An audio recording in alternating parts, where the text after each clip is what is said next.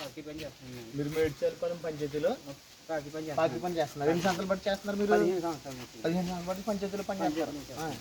చేస్తుంటే ఇది చేస్తాను అది చేస్తాను అంటున్నాను. జాబ్ పర్మనెంట్ చేయలేదు. చేయలేదు, ఈ వాటి కూడా చేయలేదు. ఇది చేస్తాను అది చేస్తామని జరిగిపోతున్నారు. ఓకే అండి.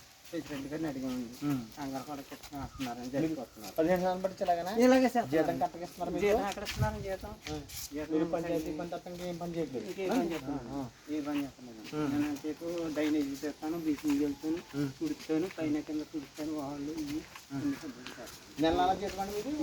నెలకి ఇవ్వాలని నెలకి 9,000 కనుక అన్నారండి. అంటే నాకు సంవత్సరాలు పట్టేస్తున్నాయండి జీతాలు. నాకు 5 సంవత్సరాలకి 6 సంవత్సరాలకి 7 సంవత్సరాలకి అలాగే ఇస్తున్నారండి.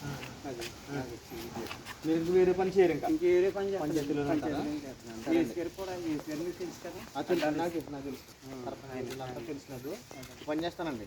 మనకి ఈ ప్రోగ్రామ్ అయిపోయిన తర్వాత నేను మేడం గారి డిస్ట్రిబ్యూషన్ తీసుకెళ్తాను, ప్రభుత్వ యంత్రాంగాన్ని తీసుకెళ్తాను. ఖచ్చితంగా మిమ్మల్ని పర్మనెంట్ చేసే విధంగా తీసుకుంటాను. ఎందుకంటే ఖచ్చితంగా పంచాయతీ పని పరిధిలో మీరు పార్టీ పని చేసేదానికి చాలా అరుదుగా వస్తారు. ఎవరు పేపర్స్ వస్తారు, అదే రిల్లి కార్మికులు చేస్తారు. అది మనల్ని కూడా చేస్తున్నారు కాబట్టి ఖచ్చితంగా మీకు అది ఏవైతే దాంట్లో మీరు పర్మనెంట్ అవ్వాలో అవన్నీ కూడా మేము ఏమంటున్నారంటే ఇప్పుడు అంటున్నారు మీకు చెత్త పనులు పెట్టమన్నారు. చెత్త పనులు నాకు కొన్ని చేయలేని చెప్పింది.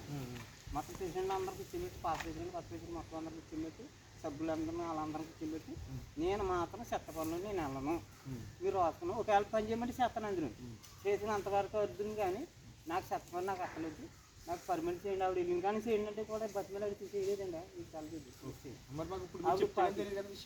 ఆకిలక్ష్మి మలిపురం మీకు తెలుసు. ఆకిలక్ష్మి మలిపురం పంచాయతీలో చేస్తున్నారు. మార్కెట్ అంతా కూడా అలాగే చూసుకుంటున్నారు. ట్రాక్టర్